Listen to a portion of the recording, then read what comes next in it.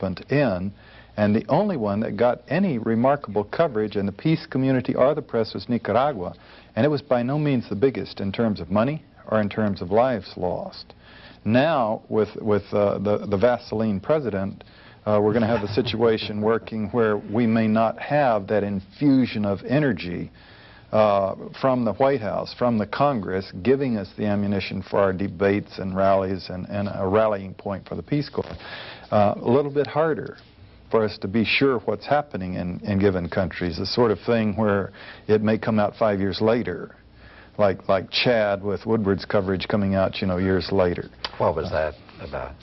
Well, back in the early 80s, Woodward's book, Veil, there was some coverage at the time, Time, Newsweek, but the CIA put 2 consecutive invasions, or forces together from the Sudan to move into Chad to take power, to counter Gaddafi and his forces coming down from Libya.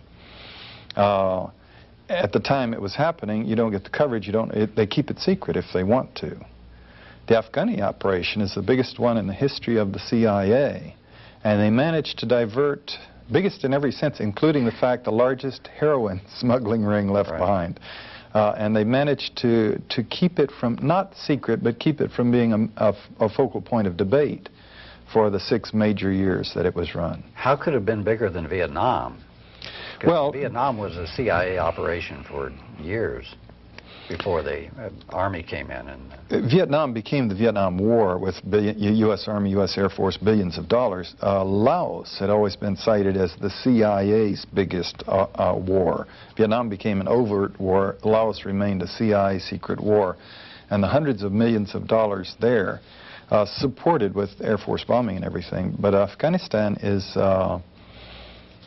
They haven't published the figure. I've never been able to find anyone who confident, like the archives, National Security Archives, Scott Armstrong in Washington, a solid figure on how much they've spent in Afghanistan, but it's in the billions. John, biggest in the history. Let's go into Afghanistan in some detail.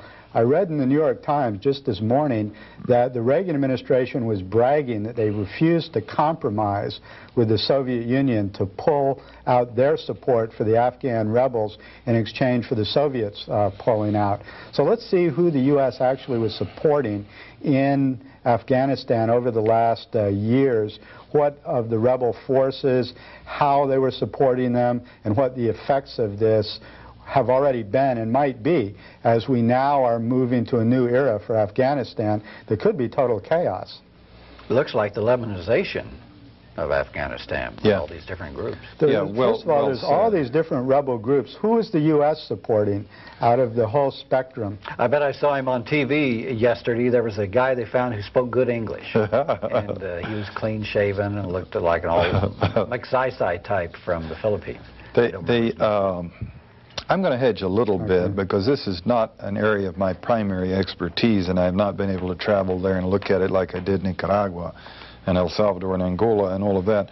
But you essentially have it. We do have it.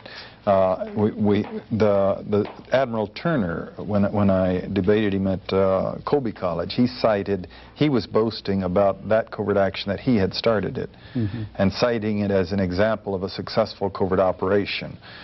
They set it in motion, and then eventually it led to the Soviets having to withdraw their troops.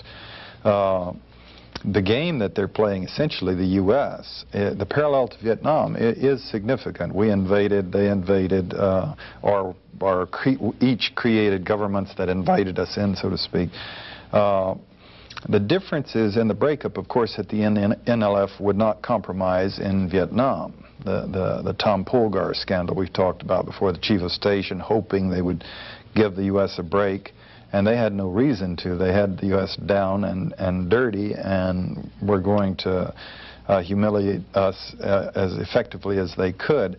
This is essentially what Reagan is doing in Afghanistan, but the difference is that in Vietnam, the other side had created a very cohesive force in an orderly way to move in and take power and administrate and run the country, the NLF, and Hanoi and the government and everything. What we've been doing in Afghanistan is just pure and simple shotgun destabilization, funding anybody that's got a group, giving them arms through Pakistan, every kind of group, as you say, the Lebanization, so that now we've won in the sense that Reagan is crowing and Turner is crowing and Carter is crowing. You heard that on the news yesterday, that his policies had been vindicated and all of that. And the Russians are pulling out, admitting that they made a big mistake. In fact, they're probably being more candid than we were when we pulled out of Vietnam. Right. We tried to say it was an honorable this and everything. They're just saying flat, we made a mistake, a tragic mistake. But we have not created a force, or a government, or a movement, or anything that believes in anything to step into the vacuum. I debated, or I thought I was going to debate an Afghani professor at the World Affairs Conference in Boulder last year, and because he was paid working for the VOA and U.S. propaganda arm, so I presumed he was bought and paid for. And he kept telling me, just let me finish my sentence, so to speak.